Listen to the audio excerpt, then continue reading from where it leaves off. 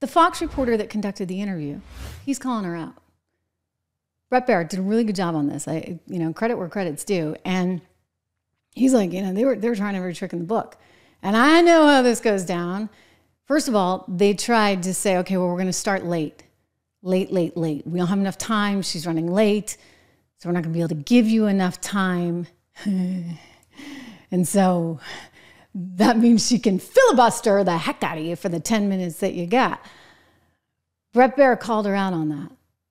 When the kicker in football, they call a timeout right before he's going to kick the field goal. They're icing the kicker. So we were supposed to start at 5 p.m. This was the time they gave us. Originally, we were going to do 25 or 30 minutes.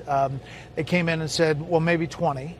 So it was already getting whittled down. And then the vice president showed up about 5:15. We were pushing the envelope to be able to turn it around for the top of the 6 o'clock. So that's how it started.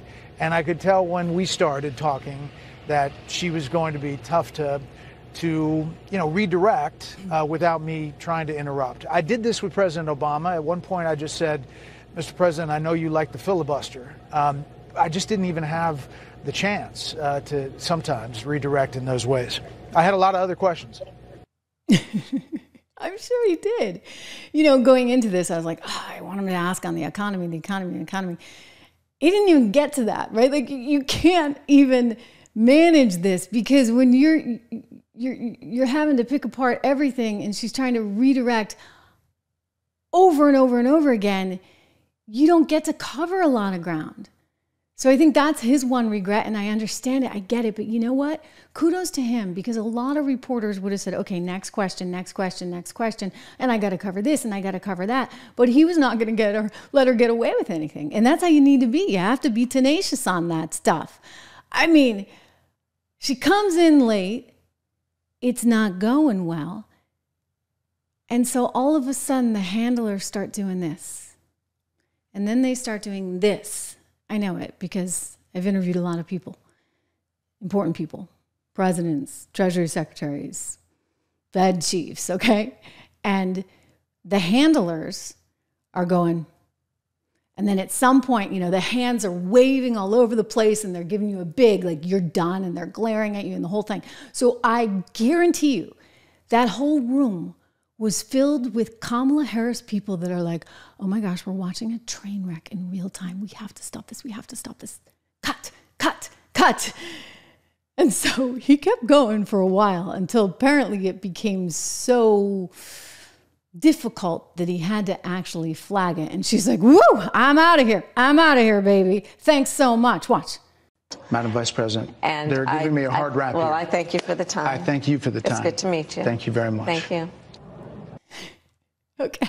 And there you go. There are the numbers. I mean, this is why, because she can't answer those questions.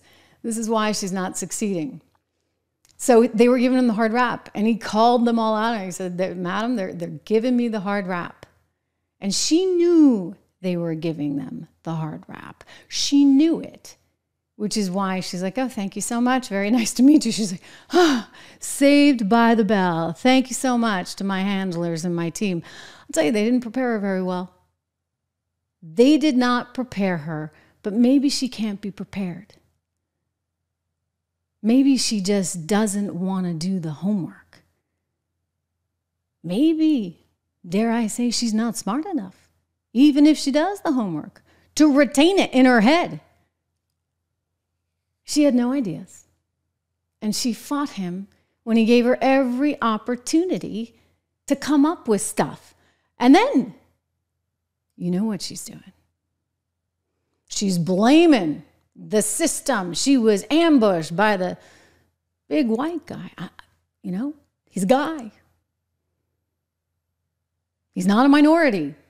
It's Brett Baier. It's Fox. And so they can very easily turn it around and say, wow. I actually would have been interested to see, say, like a Harris Faulkner sit down with her, because then you couldn't have gone there and sort of blamed it on the system. But I don't think they would have done the interview, because this is what gives them the out, right? They can say, go back to our DEI which is so popular these days.